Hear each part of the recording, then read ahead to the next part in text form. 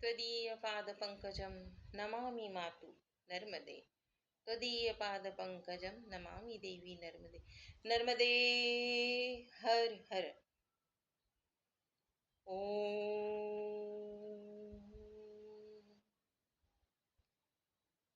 सभी बंधुओं को मेरा नमस्कार। अभी तक हमने पिछले अध्यायों में, छठे अध्याय में हमने मयूर कल्प के बारे में सुना और पढ़ा, और आज हम पढ़ने जा रहे हैं सप्तम अध्याय, कूर्म कल्प उत्पत्ति वर्णन। कूर्म कल्प में माँ नर्मदा जी का उत्पत्ति एवं किस तरह से सृष्टि का विनाश और विकास दोनों ही हुआ। कूर्म कल्प की उत्पत्ति का वर्णन पढ़ते हैं।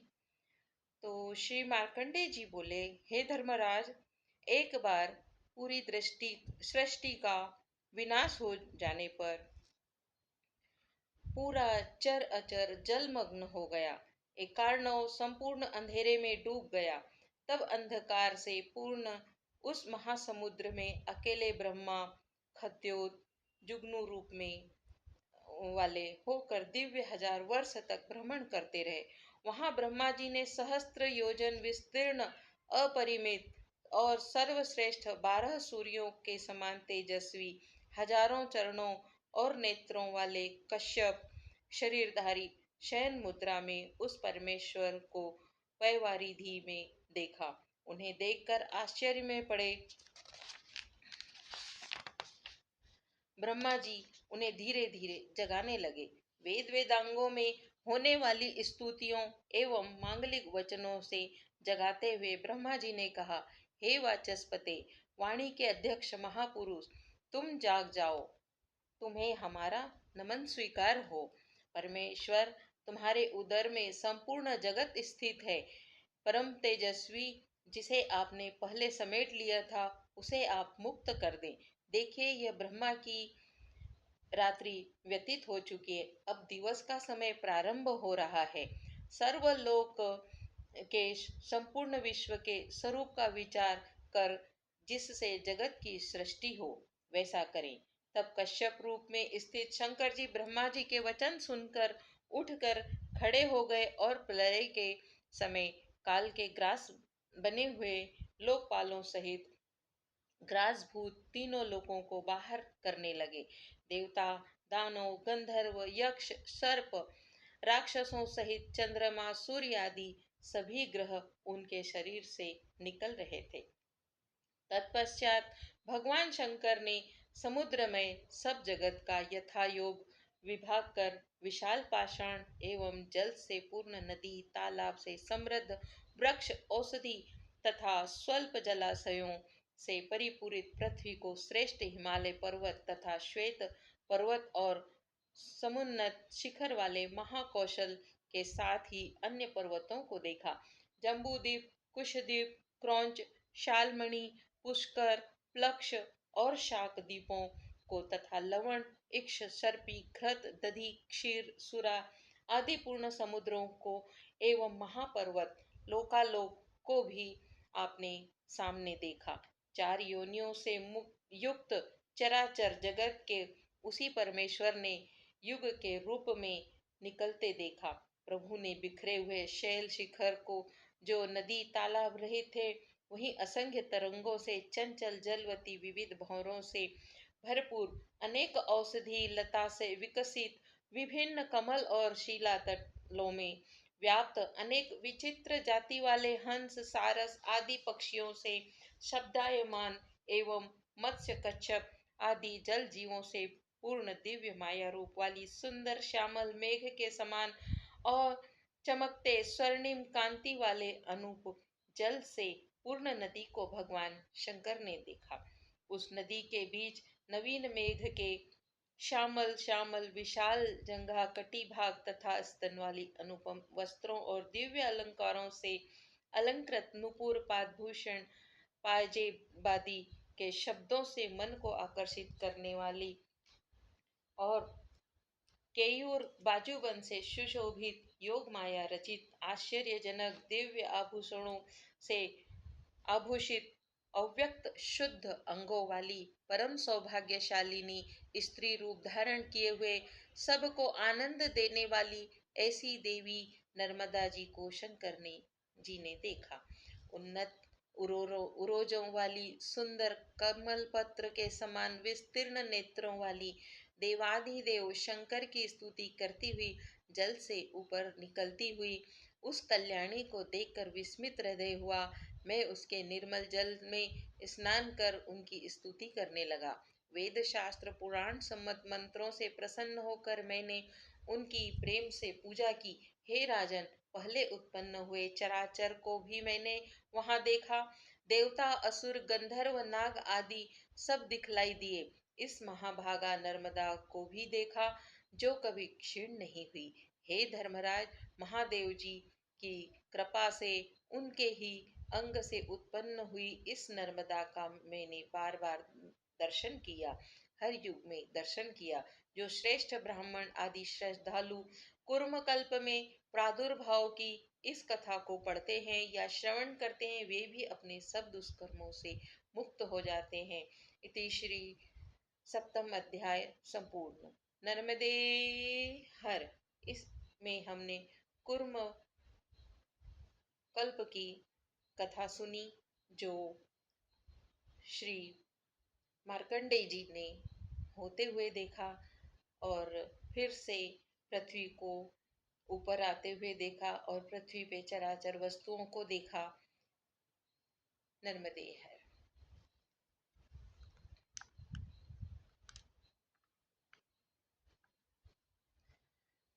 अष्टम अध्याय बक कल्प। श्री मार्कंडेय जी बोले, हे धर्मराज, प्रलय काल में सभी लोगों के विनाश को प्राप्त होने पर जल में समुद्र में स्थित होकर दोनों हाथ से तैरने लगा और मैं थक भी गया। देवताओं के 100 वर्ष पूरे हो गए। तब महासागर से पार उतरने वाले भगवान शंकर का मैं ध्यान करने लगा। ध्यान करते हुए मैंने हर श्रृंगार कुंद पुष्प चंद्र के समान अथवा गौदुग्ध जैसे श्वेत वर्णों वाले एक श्रेष्ठ बड़े बक पक्षी को देखा। उसे देखकर मैं अचंभित भी हुआ। इस भयंकर महासमुद्र में यह पक्षी कहाँ से आया? भुजाओं से तैरते हुए बक के सामने मैंने पूछा, इस समुद्र में जगत में पक्षी रूप धारण किए हुए आप कौन हैं? दिव्य योग स्वरूप सर्व समर्थ मुझे मोहित करते हुए घूमने वाले आप कौन हैं? वह बक बोले, वत्स, मुझे ही ब्रह्मा विष्णु जानो। मैंने ही सारे जगत का संहार किया है। क्या तुम मुझे नहीं जानते? इस समुद्र में पड़े हुए तुम्हें देखकर मुझे दया आ गई, इसलिए मैं यहाँ पक्षी का रूप धारण कर तुम्हारे समक्ष आया हूँ। समुद्र में तुम इस प्रकार दुखी होकर क्यों घूम रहे हो?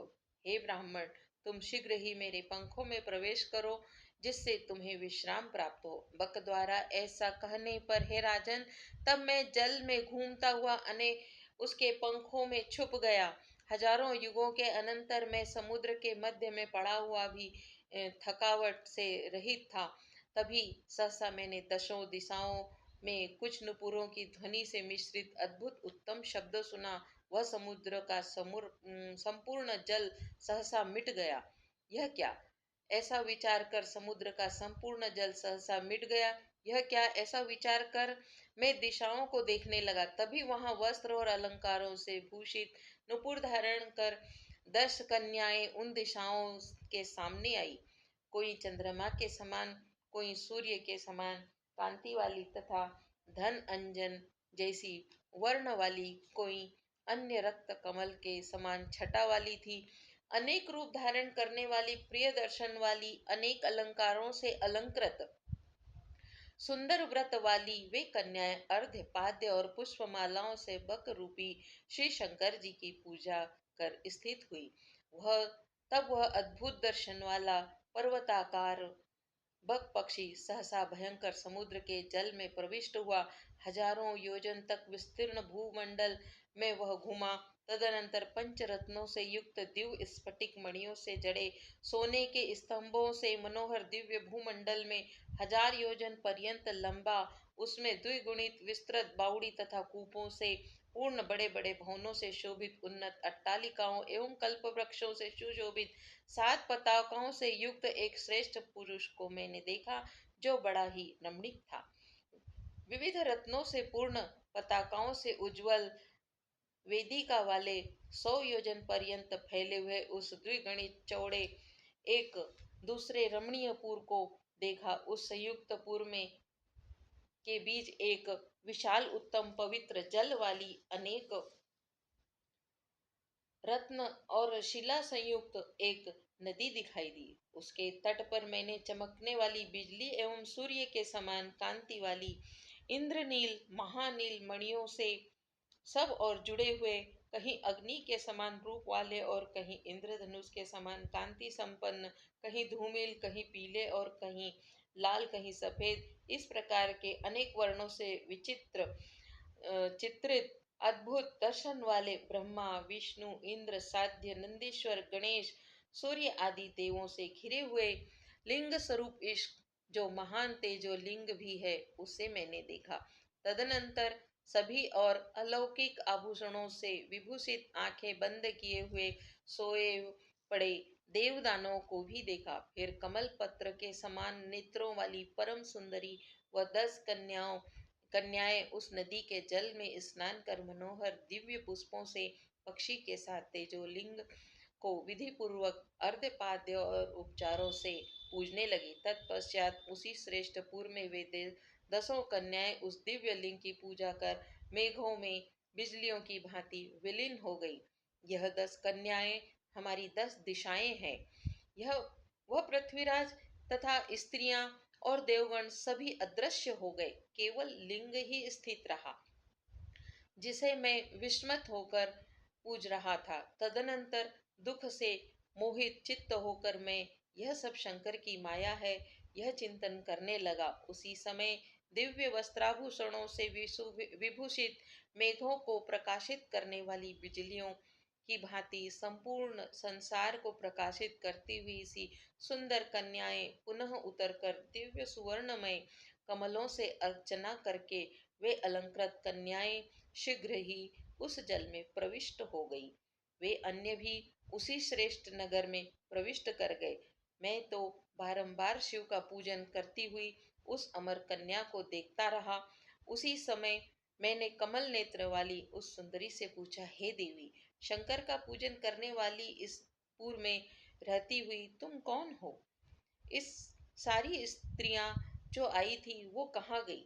वे देवगण भी कहाँ गए? हे पुण्यशीले महेश्वरी महाभागे, तुम्हें मेरा सादर प्रणाम है। हे शुभ्रते, तुम्हारी कृपा से मैं यह जानना चाहता हूँ। हे निष्पाप महादेवी, दया कर मुझसे कहो। तब वह स्त्री बोली, हे विप्र, प्राचीन कल्प में मुझे देखकर भी तुम कैसे भूल गए? तुम्हारी स्मृति में मोह न हो। मैं वही कल्प वाहिनी देवी, रुद्र के शरीर से निकली नर्मदा नाम से प्रसिद्ध हूँ। शंकर जी को पूजने वाली अन्य जिन कन्याओं को तुमने देखा है, पक्षीराज से मुक्त जिनके द्वारा तुम यहाँ लाए गए, हे मुनिवर, तुम उन सब को संपूर्ण दिशा समझो।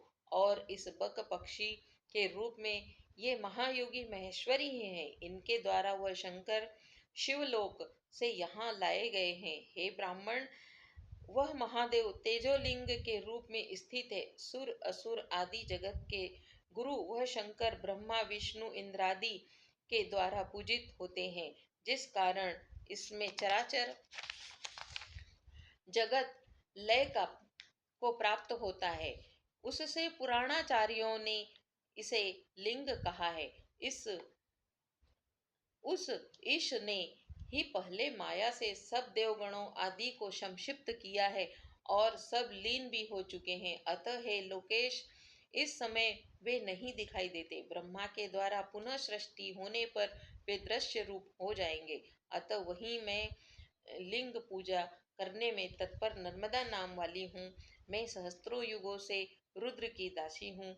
हे विप्रवर, इन्हीं शंकर की कृपा से तुम भी अमर हो। शिव के पूजन से ही तुम सत्यता सरलता युक्त सिद्ध हुए हो। ऐसा कहकर वह देवी वहां से अंतर ध्यान हो गई और वे कन्याएं तथा बक रूपी महेश्वर भी उस कन्या के वचन सुन उस नदी में उतरकर सभी अंतर ध्यान हो गए। महान नदी नर्मदा में विधि से मंत्र पूर्वक स्नान कर तुम भी हे राजन उस लिंग का पूजन करो। उस समय स्नान कर बाहर आने पर राजन मुझे उस लिंग और उस नदी के दर्शन नहीं हुए। बस तभी संपूर्ण वनों सहित यह पृथ्वी और सारे लोग उत्पन्न हुए। नक्षत्र तथा चंद्र सूर्य सहित वही आकाश जो दिखाई नहीं दे रहा था पहले के समान ही रचित हो गया। मैंने भी मन में महेश्वर को नमन कर तथा पूजन किया। इस प्रकार मनुष्य लोक के सभी प्राणी के दूर करने वाली इस अव्यव्य नाश रहित श्री नर्मदा जी को मैंने बक नामक प्राचीन कल्प में देखा। अतः धर्म बुद्धि से कार्य करने वाले धर्मपरायण ब्राह्मण क्षत्रिय वैश्य आदि द्वारा वह महाभागा नर्मदा सदा ही पूजनीय है। और जो लोग भक्ति पूर्वक एक बार भी परम पावन नर्मदा में स्नान कर महादेव को पूजते हैं वो निश्चित ही अपने सारे पापों को धो डालते हैं। अष्टम अध्याय समाप्त। अष्टम अध्याय में हमने कल्प बक कल्प की कहानी सुनी। बक अवतार जब शिव जी ने लिया था और उस युग को बक कल्प से जाना जाता है। नर्मदे हर तदीय पाद पंकजम नमामि मातु नर्मदे। ओम नमः शिवाय।